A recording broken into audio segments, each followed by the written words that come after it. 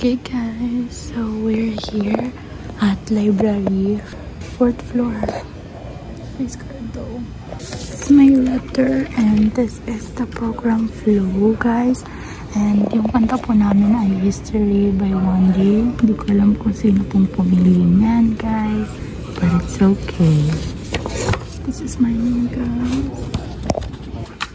Favorite you guys. Hi guys! So, may meet-upan na. Hi guys! Before, ito din mas matigas to. Ano yung sabon? Like legit, tataas talaga yung buhok. Like legit. Look.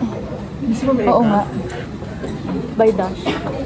Alamin mo kung anong apelido kasunod. Hindi na ipapasa. Hindi na okay na po. Okay na kasi. Ayos pa nga, wala nang make-up. Yan kasi te. Wala may upuan kasi din sa labas, diba? Okay. Kashade ko ba yan, by the way? Ang bahala. Ito kawawa. Hindi siya daw bahala ako kawawa. Oo, mo kashade mo naman. Huwag ka tawa-tawa dyan siya porque lalaki ka. May blush. After. Tinawad last time. Oh, simple girl. Simple girl. Ano nga to? Pretty secret. Hi guys. Ano yung ano ko kayo? Mag-hi ka. To clear skin.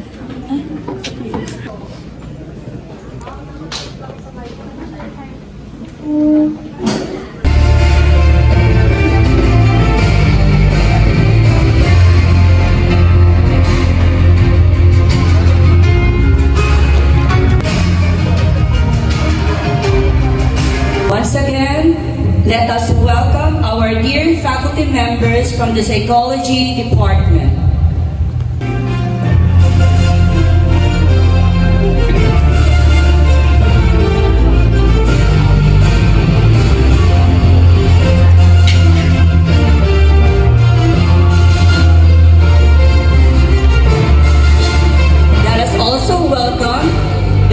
Let us lend our ears to the program head of the Psychology Department. Let us give a warm applause to Dr. Ronald S. Toque.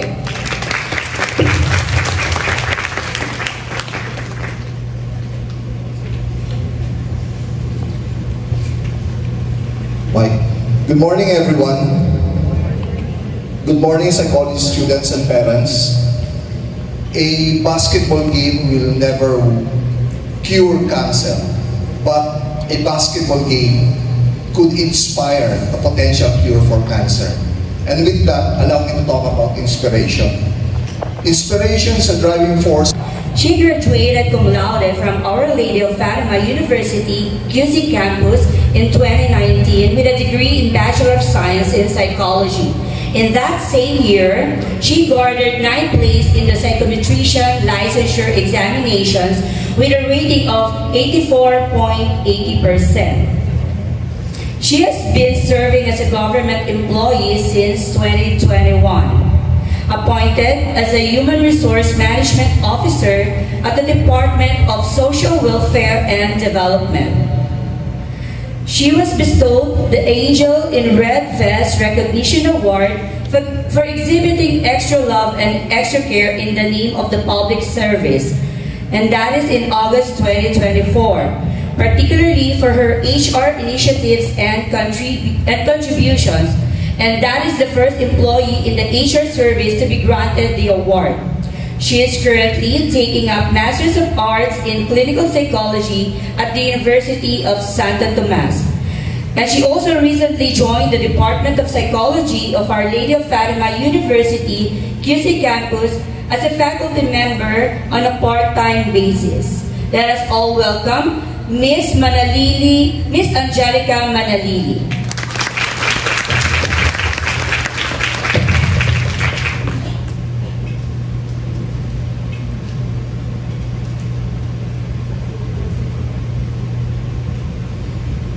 Good morning, my fellow majors in beloved psychology, students, esteemed professors, and school administrators. How are you all feeling today on this momentous occasion? A multitude of emotions, I'm sure. For our prospective graduates ceremony, let us welcome another respected faculty member of the Psychology Department.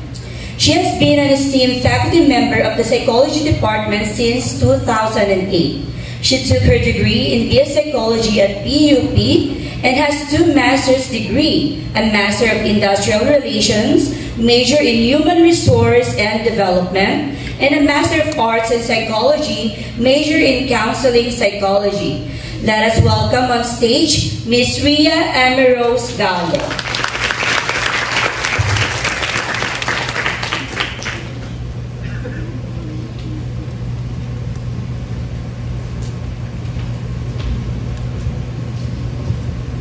Good morning, everyone. So now we're going to go over the symbol of psychology, which is the trident. The trident is a powerful symbol with various interpretations. Aranya Ariana May.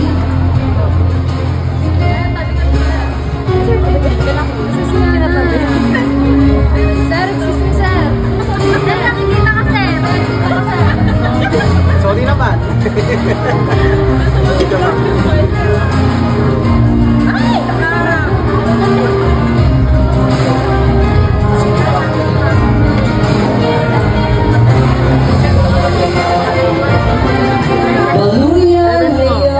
To these principles, I hereby subscribe and pledge to conduct myself at all times in a manner befitting the dignity of my school, Our Lady of Fatima University, and the practicum site where I am affiliated.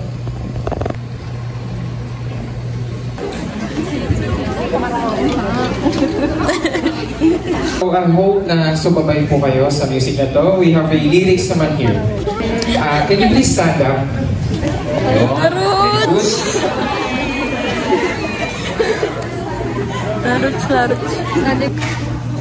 Sabay kayo suming. Help me. I'm losing my mind. Feeling the feeling you wanna leave this all behind. Thought we were going strong. I thought we were holding on. Are we? What they don't teach you is in school.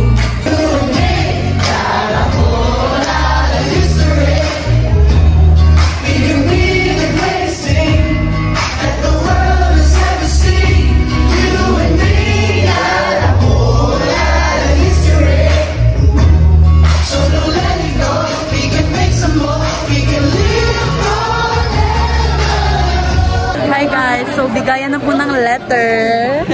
Go, pakita mo yung letter mo yan. Oh my god, it's so lokot. Letter. Chat ko na lang sa nanay ko.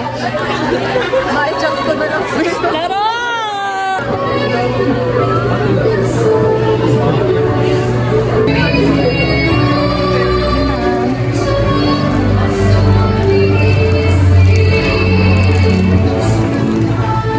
So let's do that to my mother. This is for you and this.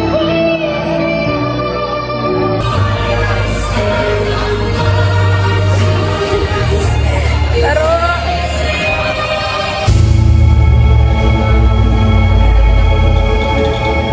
Jen, dapat pala naglalita.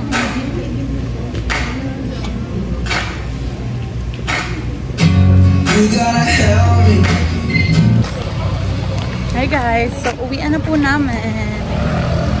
Bean, look. Okay lang naman pala siya do. Oh my god. So yummy.